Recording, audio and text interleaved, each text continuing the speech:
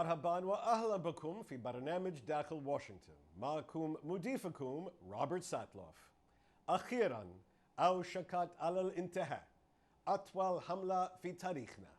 هذه حملة بدأت في اللحظة التي أقسم فيها باراك أوباما قسم توليه لمنصبه للمرة الثانية قبل نحو 4 أعوام، وهي دون شك أكثر الحملات الرئاسية إثارة لمشاعر الصدمة والإحباط والحرج في العصر الحديث. الأمريكيون أكثر انقساما من أي وقت مدى كما تقول استطلاعات الرأي، ولكنني واثق أن الكل مؤيدو هيلاري كلينتون ومؤيدو دونالد ترامب، والمليون الذي يتمنون لو كان هناك مرشحون آخرون باللائحة الاقتراع، الكل متفقون على أن حملتنا قد طالت بما يكفي. هذا الأسبوع سنتحول إلى الانتخابات نفسها لفهم الحالة المزاجية للناخبين الأمريكيين ورسالتهم. ما العلامات التي ينبغي أن تبحثوا عنها؟ أي الولايات أكثر أهمية؟ ما مجموعات الناخبين الأكثر أهمية؟ النساء؟ الأقليات الأثنية والعنصرية؟ المجموعات الدينية؟ أي من سباقات مجلس الشيوخ والكونغرس ستحدد من سيسيطر على الكونغرس؟ لمساعدتكم في الإعداد الليلة الانتخابات في أمريكا، يسرني أن أرحب باللجنة تضم الخبيرين السياسيين نورمان أورنستين وجوش كروشا. Welcome back to Dakhel, Washington. I'm sitting here with our panel of political experts to discuss the final days before our presidential election and what you, our viewers, should be watching for to understand what is going to happen on that fateful day. So, gentlemen, thanks for being here. Great to be with you, Rob. In recent weeks, we've seen our candidates use words and talk about themes we never thought we'd see and hear in a presidential campaign: sexual impropriety, vulgarity, illegality. To what extent do voters care about these issues? Norm? Voters, I think we've seen a backlash among many voters against Trump with the allegations and the revelations about his sexual misconduct and about the language that he's used. It's not distributed evenly across the electorate. For a very large share of the ardent Trump voters, the comment that Trump made many weeks ago, the kind of boast, if I went out in broad daylight and shot somebody on Fifth Avenue, I wouldn't lose a vote, has some validity to it. For people who believe in him, it doesn't matter what he says or does. But for other groups that Republicans need to win the White House, especially educated women, educated white women, it's been a disaster for him. Now, it's not that it's rebounded or redounded to Hillary Clinton's particular benefit.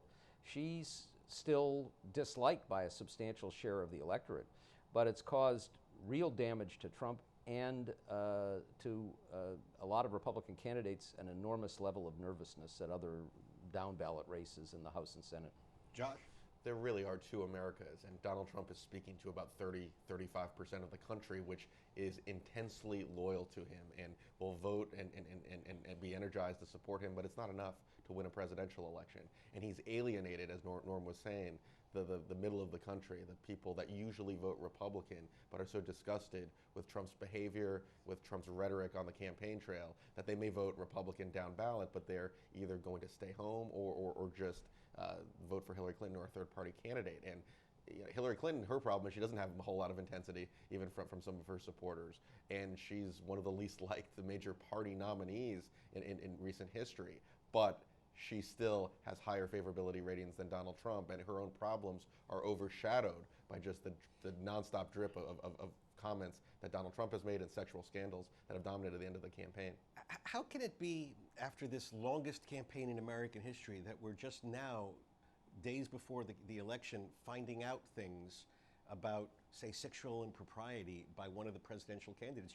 You're an outstanding journalist. Why now and not 6 months ago, a year ago?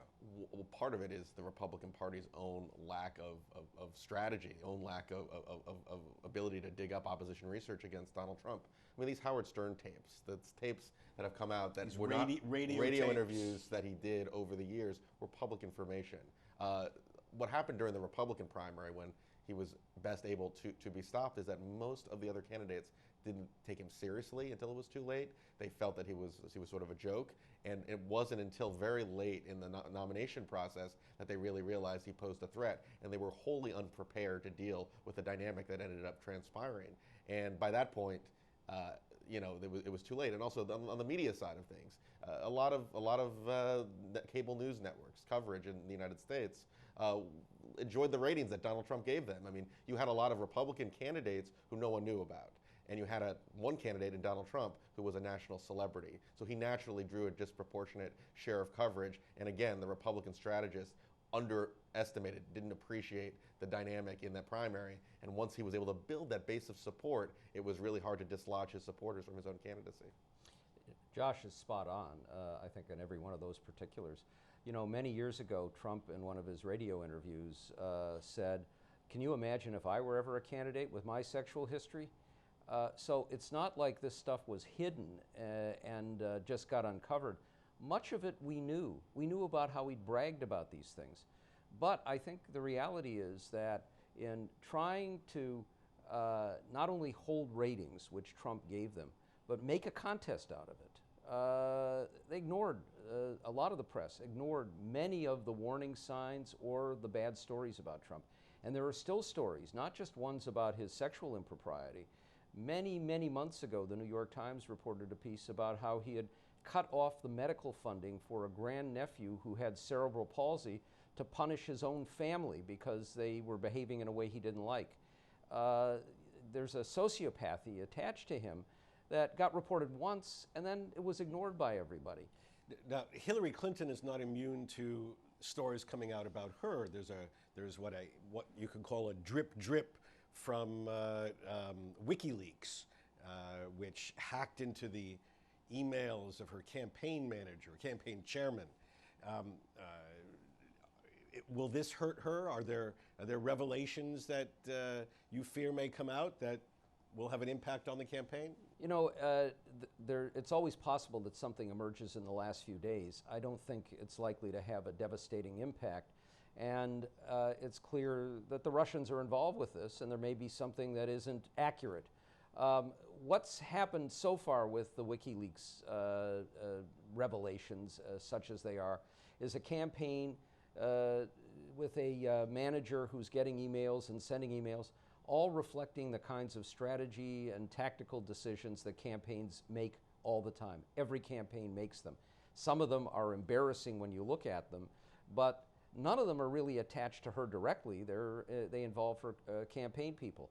So unless there is some smoking gun we haven't seen, and I'm skeptical that there will be, it's going to do damage to her in terms of her likability and trustworthiness to a lot of voters.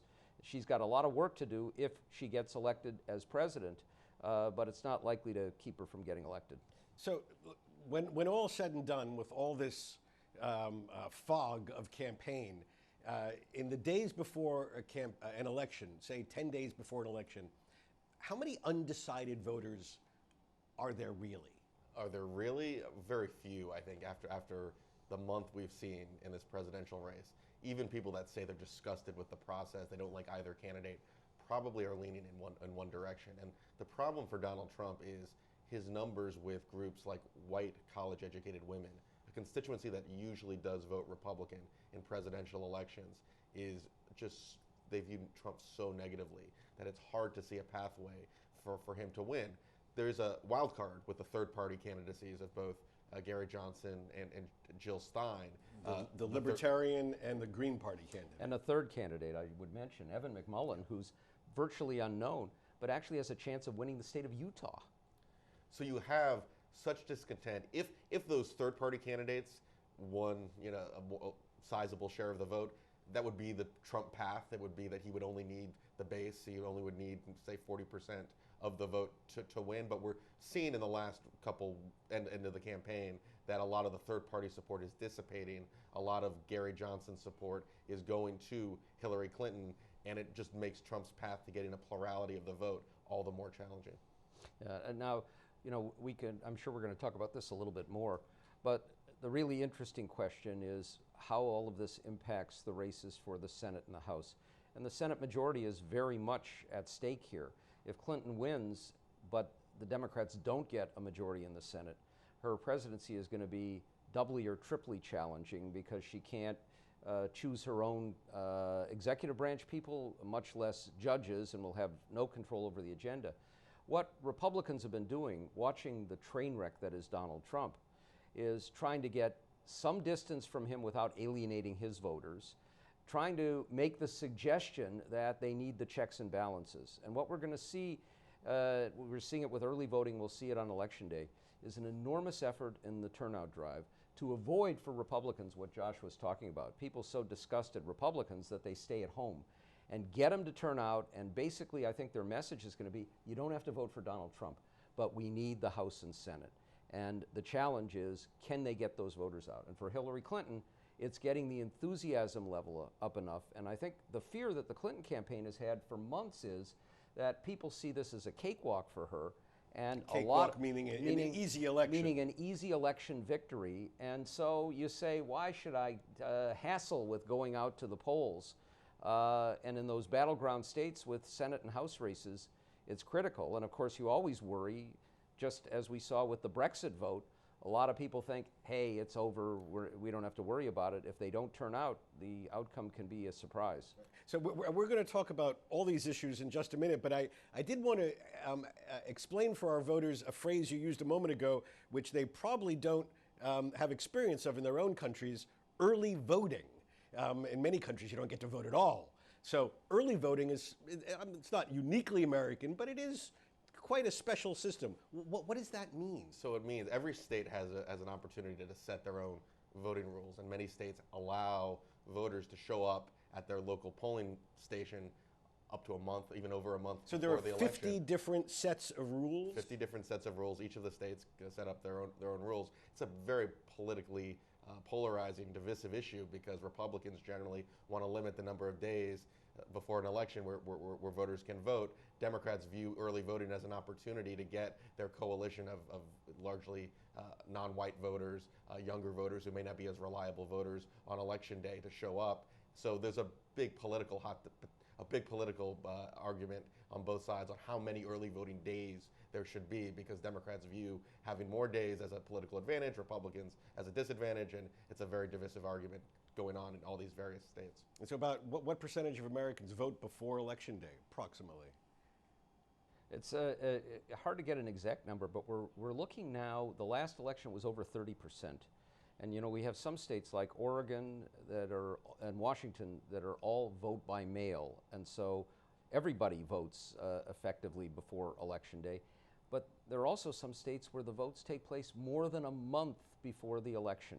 So we had votes going on early in October, in many cases before some explosive revelations and before a lot of the critical things that happened in the final weeks.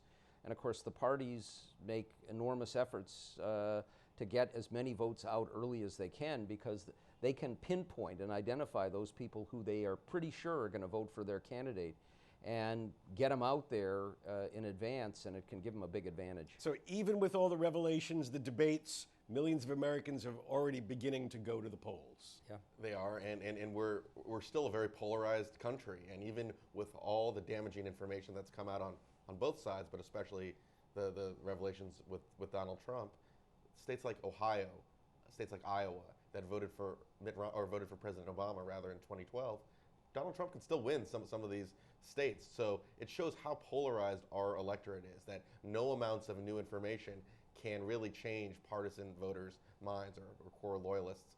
The supporters of Donald Trump, the supporters of Hillary Clinton are already made up their minds. There's not many persuadables left to go. Okay, when we come back, we're going to discuss more about the coalitions each candidate needs to build to win, and the question that Norm asked earlier, what does this mean for the other branch of government, Congress? In just a moment.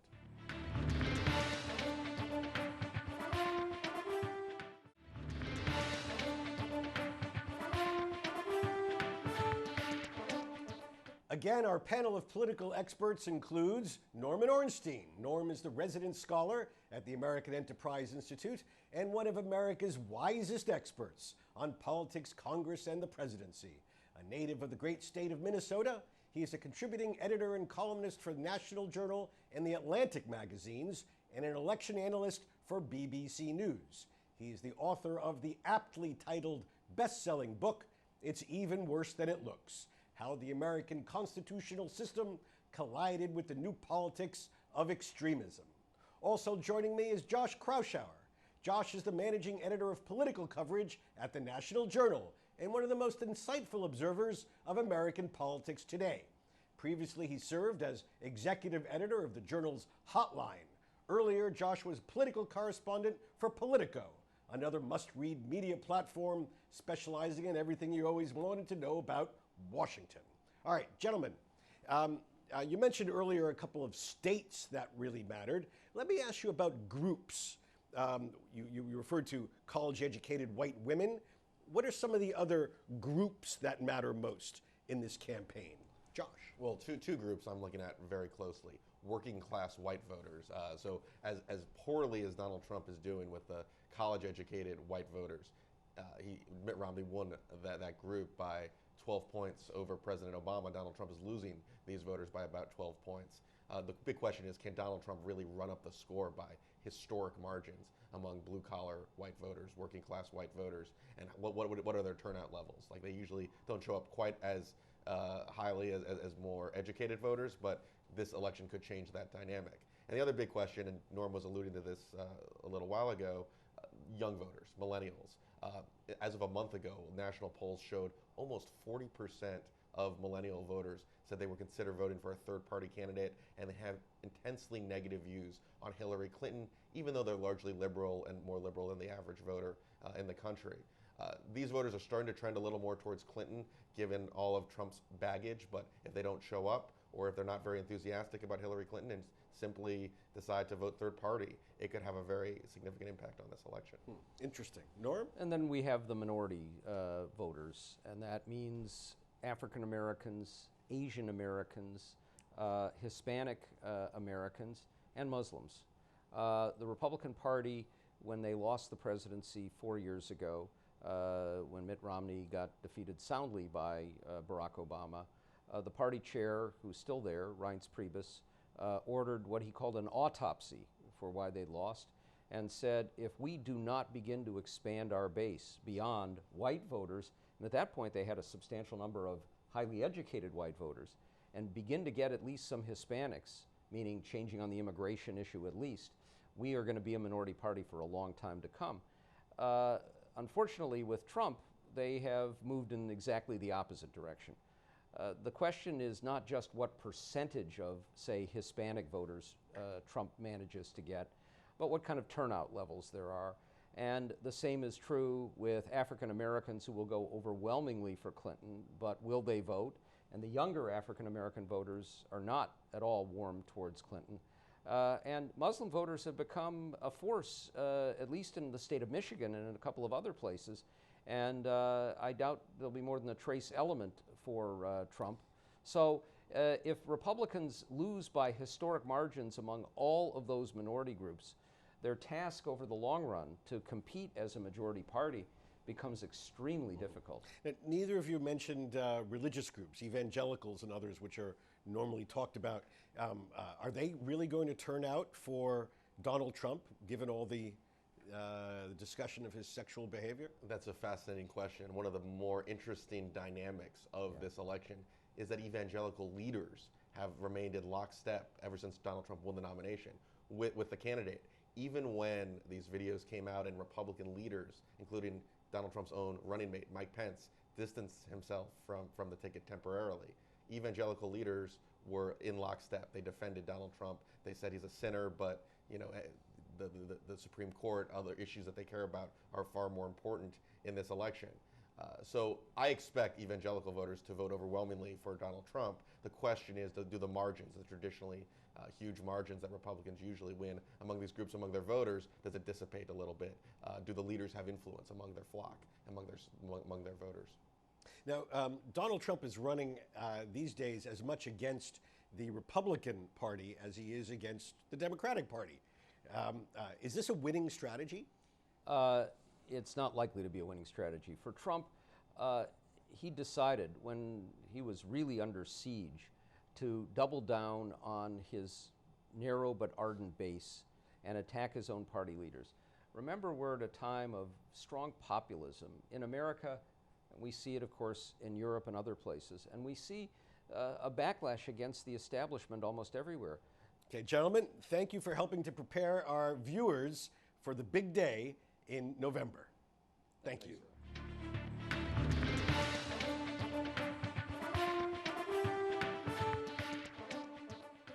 بهذا نصل لنهاية هذه الحلقة من برنامج داخل واشنطن. إذا كانت لديكم أي استفسارات أو تعليقات حول هذه الحلقة وخاصة حول الأثر الاستراتيجي لسقوط حلب، أرجو أن تراسلوني مباشرة على عنوان البريد الإلكتروني التالي insidewashington@alhura.com. معكم روبرت ساتلوف، شكرا لكم وإلى اللقاء.